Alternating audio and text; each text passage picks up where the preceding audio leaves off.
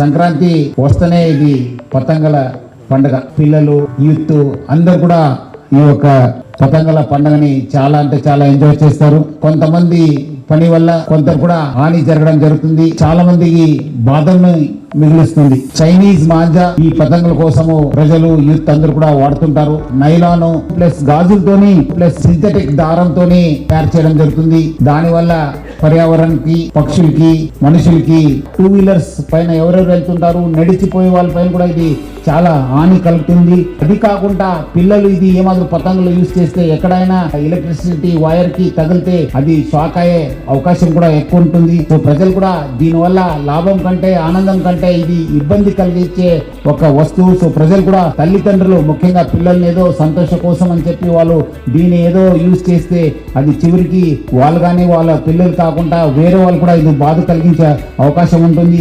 So ప్రజలందరూ కూడా కోరుతున్నాను, మీరు నూలు దారంని వాడాలి, దాన్నే ప్రోత్సహించాలని చెప్పి నేను హైదరాబాద్ సిటీ పోలీస్ తరఫు నుంచి కోరుతున్నాను.